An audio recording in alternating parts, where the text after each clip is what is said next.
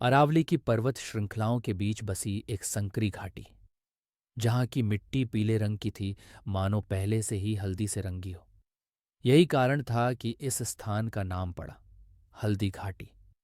लेकिन 18 जून 1576 की सुबह ये घाटी केवल अपने रंग के लिए नहीं, बल्कि रक्त, बलिदान और स्वाभिमान के लिए जानी जाने वाली थी। यह सुबह इतिहास की सबसे गर्जनाओं भरी सुबहों में से एक थी। मेवाड़ कोई साधारण राज्य नहीं था।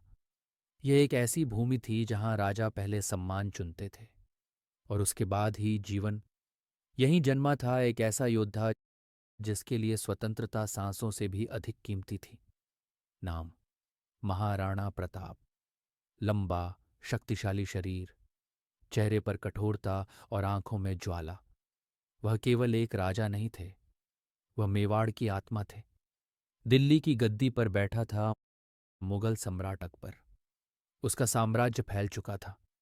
राजपूताना के अधिकतर राजा या तो युद्ध में हार चुके थे या फिर समझौते के जरिए झुक चुके थे। लेकिन एक नाम ऐसा था जो अकबर को हर रात परेशान करता था, महाराणा प्रताप।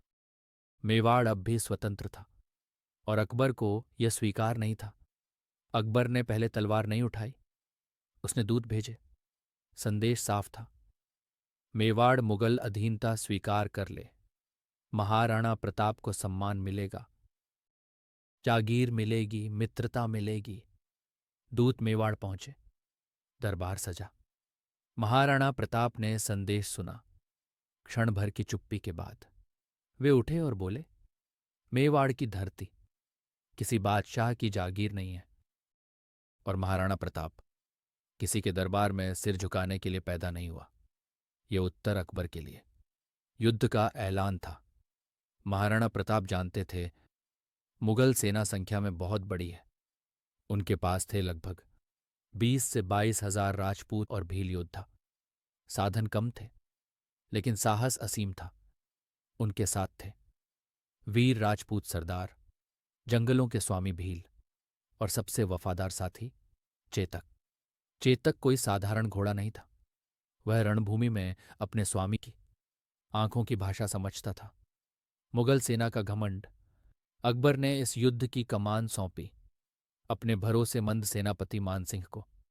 मुगल सेना 80 हजार से अधिक सैनिक, हाथी, तोपें, घुड़सवार, आधुनिक हथियार। उन्हें पूरा विश्वास था कि यह युद्ध कुछ ही घंटों में समाप्त हो जाएगा।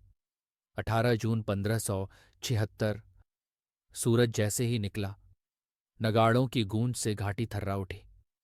हर हर महादेव, एकलिंग जी की जय। राजपूतों की गर्जना पहाड़ों से टकरा कर लौट आई, और फिर दोनों सेनाएं एक दूसरे पर टूट पड़ीं। महाराणा प्रताप सबसे आगे थे। उनकी तलवार बिजली बनकर चल रही थी। जहां से वे गुजरते, मुगल सैनिक जमीन पर गिरते जाते। चेतक हवा की तरह दौड़ रहा था। तलवार और भाले एक साथ बरस रहे थे। महाराणा प्रताप की नजर सीधे मान सिंह पर थी। उन्होंने चेतक को एड़ लगाई और सीधे हाथी की ओर बढ़े। एक जोरदार प्रहार। हाथी हिल गया। अगर चेतक का पैर हाथी की सूंड से न टकराता तो इतिहास उसी क्षण बदल जाता। युद्ध के दौरान चेतक के पैर में गहरी चोट लगी। खून बह रहा था, लेकिन चेतक रुका नहीं। उसने अपने स्वामी को युद्ध भूमि से सुरक्षित निकालने का प्रण लिया। एक गहरे नाले के सामने चेतक ने आखिरी शक्ति लगाई। एक छलांग, और महाराणा प्रताप सुरक्षित पार हो गए। लेकिन उसी क्षण चेतक धरती पर गिर पड़ा। महाराणा प्रताप ने उसके सिर को अपनी गोद में रखा। तू घोड़ा नहीं था, तू मेरा भाई था। चेतक की आंखें बंद हो गईं। हल्दी घाटी रो पड़ी। मुगल सेना ने सोचा कि राजपूत टूट चुके हैं, लेकिन तभी जंगलों से भीलों के तीर बरसने लगे। चारों ओर से हमला हुआ। मुगल सेना में अफरा तफरी मच गई। राजपूत आखिरी सांस तक लड़े। एक एक योद्धा 10-10 दुश्मनों पर भारी पड़ा। तकनीकी रूप से मुगल युद्ध जीतने का दावा करते हैं, लेकिन सच्चाई यह थी महाराणा प्रताप पकड़े नहीं गए, मेवाड़ झुका नहीं। अकबर को महाराणा प्रताप की अधीनता कभी